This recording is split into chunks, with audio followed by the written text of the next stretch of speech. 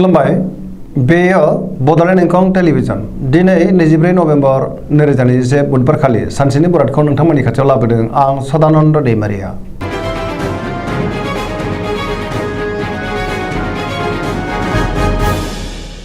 सिगां फरायनो लादों मेष राशि गिबि हांखो अ ल।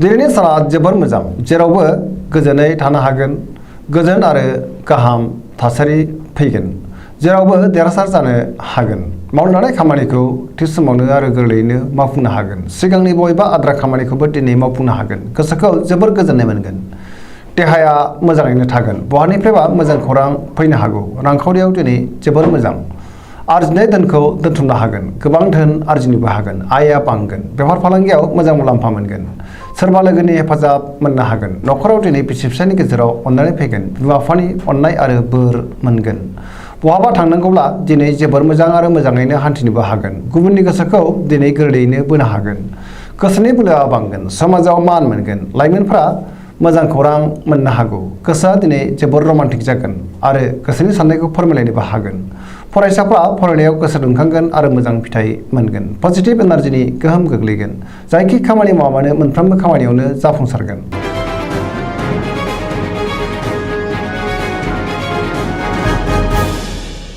वृष राशि गिबि हांखो इ उ ब दिनैनि साना जोबोर मोजां सोरजोंबा बाख्नाय जानो हागौ गोसोखौ दिनै जोबोर गोजोननाय मोनगोन गोसोनि बोलोआ बांगोन मावनो लानाय खामानिखौ थि समावनो आरो गोरलैयैनो मावफुंनो हागोन समाजाव मान मोनगोन रांखावरियाव दिनै जोबोर मोजां होनजायो गोबां धोन आरजिनोबो हागोन बेफार फालांगियाव मोजां मुलाम्फा मोनगोन आयआ बांगोन न'खराव बिसि फिसायनि गेजेराव अननानै फैगोन बिदा फंबायजों मोजां सोमोन्दो थागोन देहाया दिनै मोजाङैनो थागोन अब्लाबो नाथाय जानाय लोंनायाव सांग्रां जानाया गाहाम गुबुननि हेफाजाब मोनगोन जायखि खामानि मावा मानो मोनफ्रोमबो खामानियावनो जाफुंसारगोन लोगोफोरनि अनसायनाय आरो हेफाजाबखौ मोनगोन गोसोनि साननायफ्रा मोगथाङाव जाफुंगोन पजिटिभ एनार्जिनि गोहोम गोग्लैगोन लाइमोनफोरनि गोसोआ दिनै जोबोर रमान्टिक जागोन।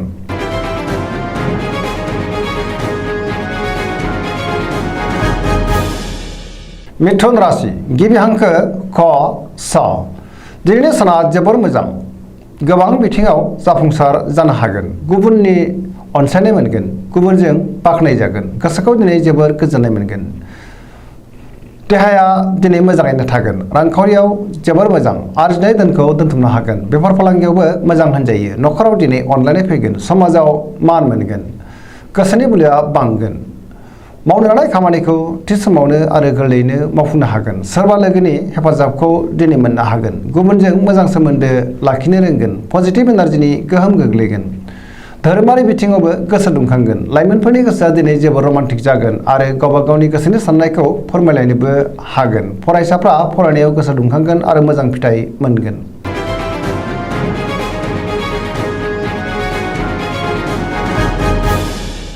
कर्कट राशि गिबि हांखो ड ड ह दिनैनि साना जोबोर मोजां सोरबा लोगोनि हेफाजाब मोनगोन गोसोनि साननायफ्रा मोगथाङाव जाफुंगोन गोसोआव पजिटिभ साननाय फैगोन मावनो लानाय खामानिखौ थि समावनो मावफुंनो हागोन रांखावरियाव जोबोर मोजां बेफार फालांगियावबो जोबोर मोजां मुलाम्फा मोनगोन आयआ बांगोन सोरबा लोगोनि बाख्नायनाय मोननानै गोसोखौ दिनै जोबोर गोजोननाय मोनगोन न'खराव अननानै फैगोन देहाया मोजाङैनो थागोन गुबुननि हेफाजाबखौ मोननो हागोन समाजाव गोबां मान मोनगोन फरायसाफ्रा फरायनायाव गोसो दुंखांगोन आरो मोजां फिथाइ मोनगोन पजिटिभ एनार्जिनि गोहोम गोग्लैगोन लाइमोनफोरनि गोसोआ दिनै जोबोर रमान्टिक जागोन आरो गोसोनि साननायखौ फोरमायलायनोबो हागोन।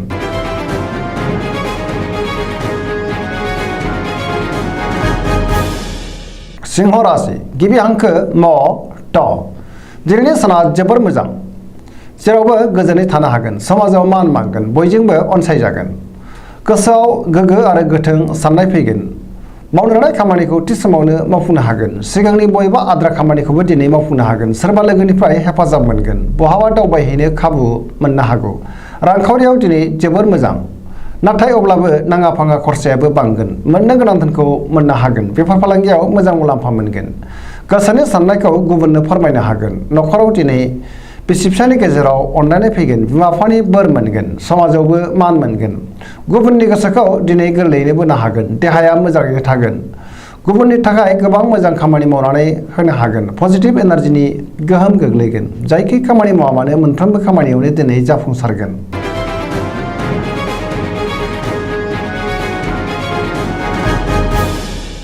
कन्या राशि गिबि हांखो प ट।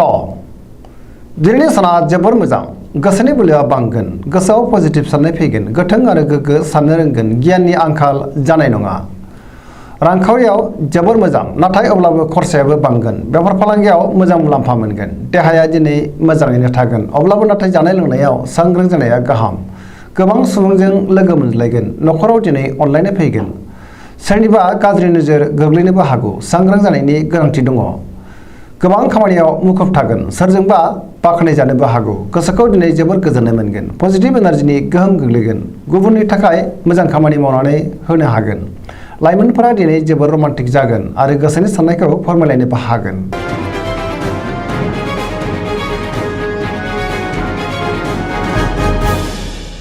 तुला राशि गिबि हांखो र ट। दिनैनि साना जोबोर मोजां। गोसोनि साननाया जाफुंगोन। गोसोनि साननायखौ गुबुननो फोरमायनोबो हागोन। मावनो लानाय खामानिखौ थि समावनो आरो गोरलैयैनो मावफुंनो हागोन। देहाया मोजाङैनो थागोन।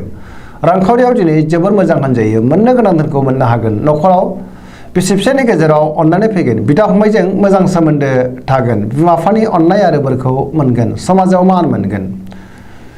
बेफार फालांगियाव मोजां मुलाम्फा मोननो हागोन। गुबुननि गोसोखौ दिनै बोनो हागोन। लोगोफोरनि हेफाजाबखौ मोनगोन। गोदान थांखि लानो रोंगोन। सेंग्रा सिख्लाफोरनि गोसोआ दिनै जोबोर रमान्टिक जागोन आरो गोसोआव पजिटिभ साननाय फैगोन। पजिटिभ एनार्जिनि गोहोम गोग्लैगोन।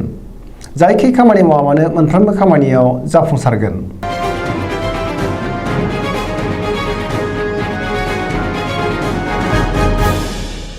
वृश्चिक राशि गिबि हांखो न स।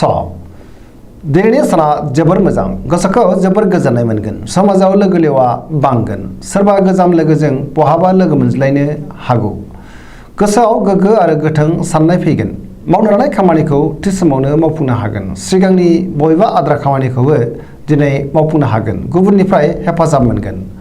गोसोनि साननाया जाफुंगोन। गोसोनि बोलोआ बांगोन। समाजाव दिनै गोबां मान मोनगोन। न'खराव बिसि फिसायनि गेजेराव अनलायनाय फैगोन। बिदा फंबायजों मोजां सोमोन्दो थागोन। रांखावरियाव दिनै जोबोर मोजां, नाथाय अब्लाबो खरसायाबो बांगोन। बेफार फालांगियाव मोजां मुलाम्फा मोनगोन।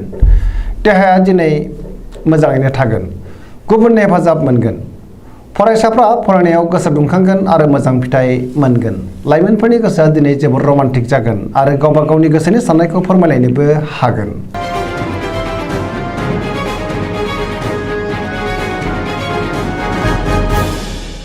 धनु राशि गिबि हांखो ढ फ भ। दिनैनि साना जोबोर मोजां।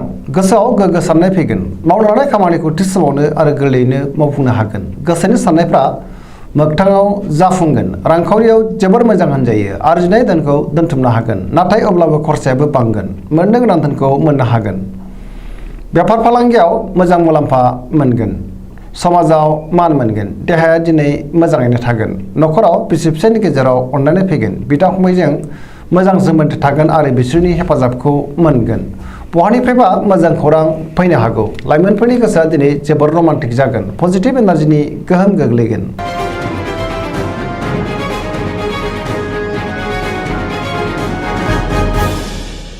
मकर राशि गिबि हांखो ख ज। दिनैनि साना मोजां आरो गाज्रिनि गेजेरजों बाबेनलांगोन। अब्लाबो नाथाय गोसोनि बोलोआ बांगोन। गोसोनि साननायाबो जाफुंगोन। सिगांनि बबेबा आद्रा खामानिखौबो मावफुंनो हागोन। रांखावरियाव मोजां, नाथाय अब्लाबो खरसाया बांगोन। मोननो गोनां धोनखौ मोननो हागोन। बेफार फालांगियाव मोजां मुलाम्फा मोनगोन। देहाया दिनै बारा मोजां थानाय नङा। जानाय लोंनायाव सांग्रां जानाया गाहाम। गुबुनजों मोजां सोमोन्दो लाखिनो रोंगोन। गोदान खामानियाव आखाइ होजेननो हानाय नङा। न'खराव दिनै अननानै फैगोन। बिदा फंबायनि हेफाजाब मोनगोन। सोरबा लोगोनि गाज्रि नोजोर गोग्लैनो हागौ। सांग्रां जानाया गाहाम। सेंग्रा सिख्लाफ्रा गावबा गावनि गोसोनि साननायखौ फोरमायलायनो हागोन। फरायसाफ्रा फरायनायाव गोसो दुंखांगोन आरो मोजां फिथाइ मोनगोन।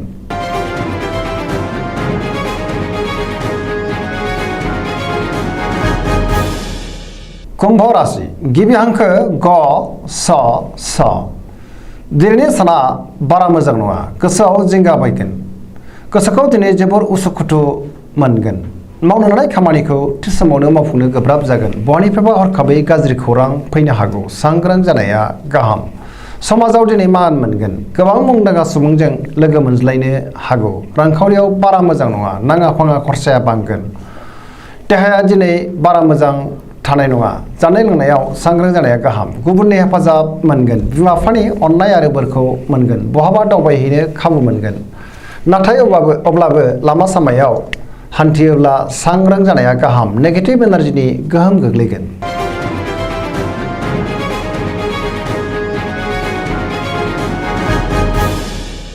मीन राशि गिबि हांखो ड स दिनैनि साना मोजां आरो गाज्रिनि गेजेरजों बाबेनलांगोन गोसोआव नेगेटिभ साननाय फैगोन गोसोनि बोलोआ लोरबां जागोन गावनि गोसोनि साननायखौ गुबुननो फोरमायनो हागोन देहाया मोजाङैनो थागोन नाथाय अब्लाबो जानाय लोंनायाव सांग्रां जानाया गाहाम गोसोखौ दरसि दरसि मोनगोन रांखावरियाव मोजां नाथाय अब्लाबो नाङा फाङा खरसाया बांगोन बेफार फालांगियाव मोजां नङा होनजायो गोसोनि बोलोआ लोरबां जागोन सोरजोंबा रायखोमा जानोबो हागौ लाइमोनफोरनि गोसोआ दिनै जोबोर रमान्टिक जागोन आरो गावबा गावनि गोसोनि साननायखौ फोरमायलायनोबो हागोन फरायसाफ्रा फरायनायाव गोसो दुंखांगोन आरो मोजां फिथाइ मोनगोन दिनैनि राशि फरायनाया एसेनोसै जोबनायाव बेखौनो खावलायो जाहाथे नोंथांमोना सानफ्रामबो जोंनि बे बड'लेण्ड इंखं टेलिभिजनखौ नायबाय थायो आरो साबस्क्राइब खालामो लोगोसे लाइक खालामो आरो शेयार खालामो एसेनोसै गोजोन्थों